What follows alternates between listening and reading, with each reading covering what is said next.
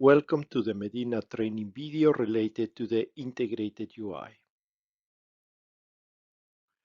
We are going to cover 4 different sections in this training video, starting with a quick overview of the developed framework, integrated UI, how to set it up, in particular the testbed, the different workflows that are available in the integrated UI, and then we are going to finalize by providing some additional information related to MEDINA. First, we are going to provide a quick introduction to the integrated UI, which will be demonstrated in this training video. For the purposes of the training, the integrated UI is going to be developed around the following user story, where MEDINA is going to be leveraged by a IT security governance responsible with the goal of having a big picture associated to the current misconfigurations in a specific cloud service, misconfigurations which can lead to non-compliances or issues with the EUCS certificate that is related to a specific set of cloud resources, in this particular case, simulated in a testbed from the Bosch partner. The information that is provided by MEDINA can be used by the IT security responsible in order to perform some fine-tuning or maintenance of the internal security controls framework, and therefore to have further alignment with the expectations from the EUCS certification scheme. Let's start with a quick view about how to set up the integrated UI, in particular related to the evidence collector and the testbed that is used for the purposes of this training video. The training presented in this video relies on a testbed where we have deployed 2 virtual storages in the Microsoft Azure cloud, one of those being configured as non-compliant, and also a so-called evidence collector developed by MEDINA, in this particular case, the Clouditor 1. Finally, this training video will rely on one particular user role, which is the security governance one, which has access to different cloud services and operations that are associated to the integrated UI. For this training video, we will be showing an Azure testbed, which consists of 2 basic storage accounts, that is, 2 virtual storage in the cloud. In the case of the first storage, we are going to introduce a misconfiguration related to the topic of secure transfer, which is a required metric in EUCS. So in this case, we have disabled the requirement for secure transfer so that it results in a non-compliance. In the case of the second storage account, as we can observe from the configuration, we have a fully compliant state, which is going to be detected by the MEDINA demo. Last but not least, we are also deploying the Clouditor evidence collector, which consists of a so-called technical account, which is better known in Azure terminology as a service principal, which has a specific role in order to make sure that is able to bring configuration information from the testbed so that it can be processed by the MEDINA orchestrator. Once the testbed and the evidence collector have been set up, it is time to demonstrate how the integrated UI has implemented the different generic workflows which are at the core of the MEDINA framework. The rest of this training video is going to demonstrate 4 different functionalities that are part of the integrated UI, and which correspond to 5 different workflows which are proposed by the developed framework. We start with the preparation of the target of evaluation corresponding to the workflow 3, where the orchestrator and the customization of requirements take a primary role. Next, we are going to demonstrate the preparedness tools developed by the project, which relate to the workflow 4, and I am referring to the questionnaire, which is part of our catalog, and also to the static risk assessment tool, better known as SATRA. We will continue with a short demonstration of the assessment capabilities implemented into the framework corresponding to workflows 5 and 6, where we will see the orchestrator and the organizational evidence assessments, which are part of the integrated UI. Last but not least, we will demonstrate the reporting capabilities of the framework, also as integrated to the user interface, where we are going to cover the orchestrator and the continuous certificate evaluation component. The MEDINA Integrated UI, which is going to be demonstrated in this training video, offers different possibilities to access the different components that were developed by the project, and depending on the role of the user that is logged into the integrated UI, then different functionalities can be used. Let's start by accessing the self-assessment preparedness functionalities of the integrated UI. I am referring in particular to the functionality related to the questionnaires, where our security governance user is able to access either an existing questionnaire, self-assessment questionnaire that has been created by the user, or it can already load an existing one that has been stored on the platform. The self-assessment questionnaire is representing the current ENISA criteria for the EUCS basic and contains all the information that is needed in order to perform an initial assessment that can help the cloud service provider to assess its level of preparedness related to the EUCS certification.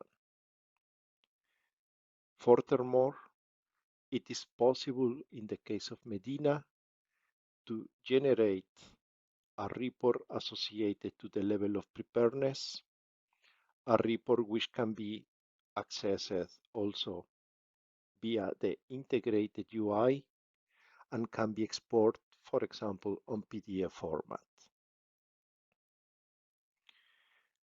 A second preparedness tool has to do with the static risk assessment, which is implemented by another component of the tool, which is called SATRA.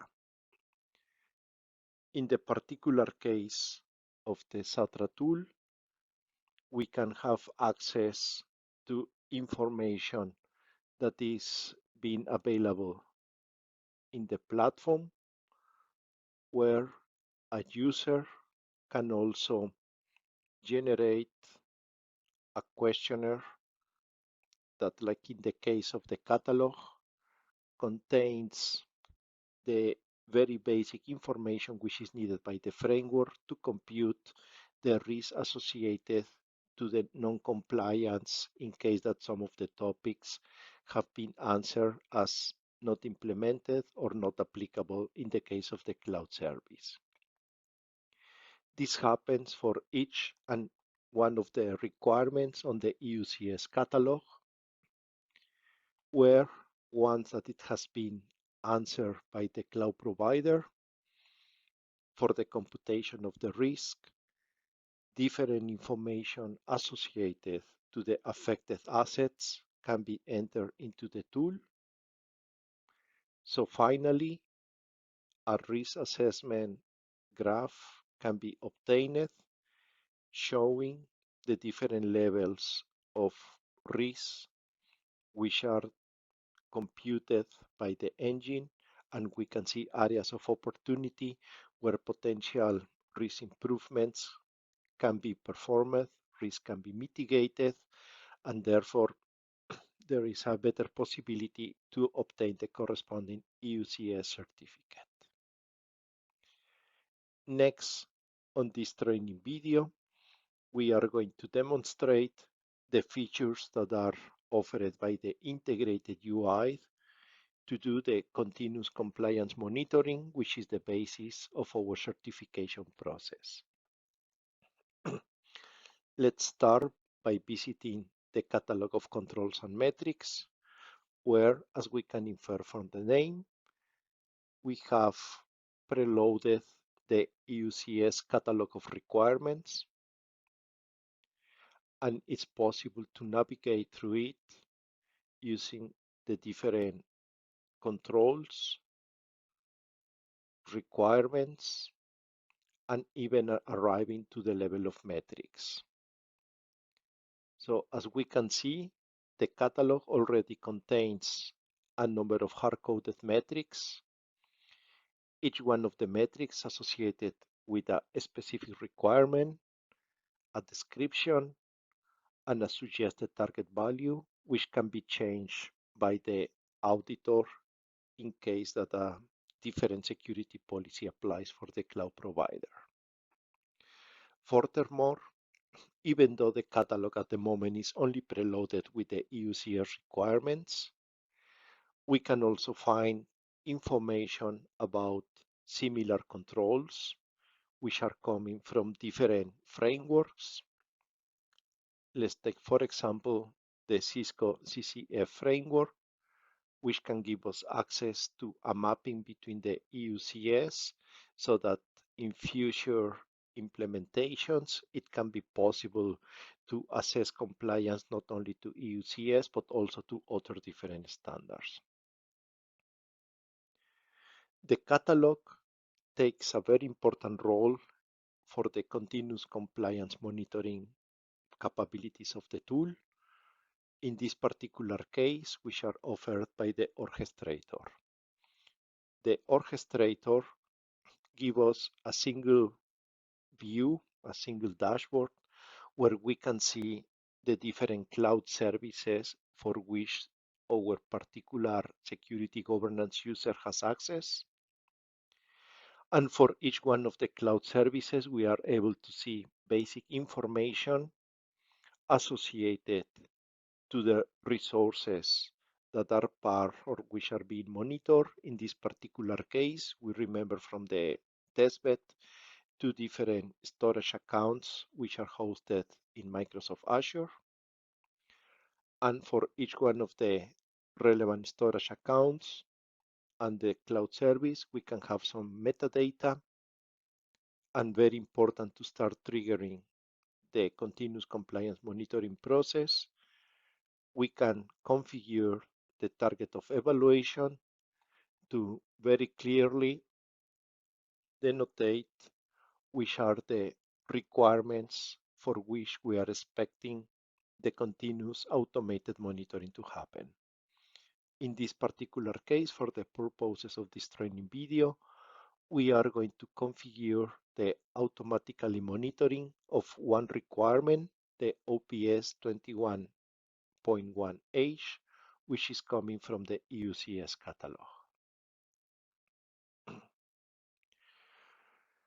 Once the requirement has been selected in the appropriate scope for the cloud service, we can go to the next component, which is called the customization of requirements. Customization of requirements means that for those specific EUCS requirements where we would like to implement continuous monitoring, it is possible for the user, if the correct authorization credentials exist, to modify the associated target values. Let me give you a quick demonstration.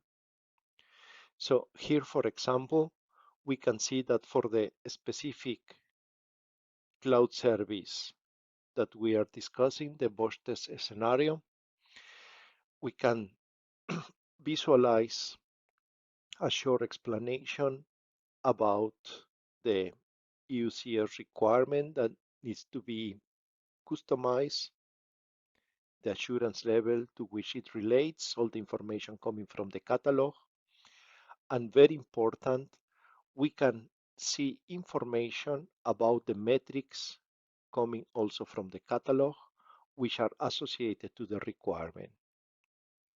But not only that, it is also possible to visualize for each one of the metrics what is the target value that has been pre-configured. And once again, specific roles are able to change the target value depending on the security policy of the cloud service provider being certified. But more important, Medina also provides a set of recommended metrics which could be also associated to evaluate the requirement from the EUCS, giving always the flexibility to the user, depending on the authorization level, to remove some of the recommended metrics or to keep the recommendations which are coming from the system. This is the basic functionality which is provided by the customization of requirements. Once that we have selected the correct set of requirements and we are happy also with the target values, which are either the recommended target values or we have provided a customization of the target values on the component, it's time to visit another component, which is the organizational evidence assessment. The organizational evidence assessment is going to complement the technical metrics, the technical assessments, which are provided via the evidence collector deployed on the testbed. As we can remember, the Clouditor Evidence Collector has been configured in the Azure testbed as a service principal. And in the case of the organizational evidence assessment, what we can have is an NLP, natural language processing tool, which is supporting auditors in pre-assessing the compliance associated to the security policy of the cloud service provider.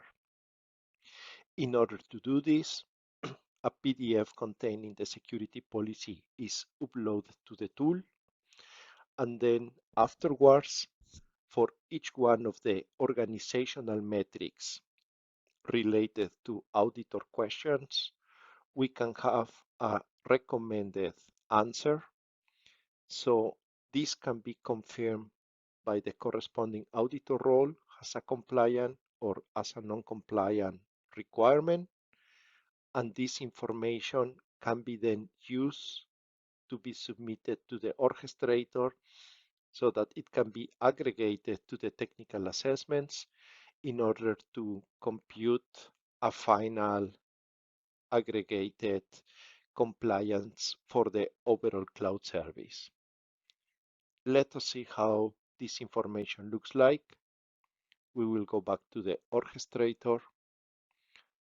We select again the cloud service that we have been configuring for this training video. We go to the part associated to the assessments.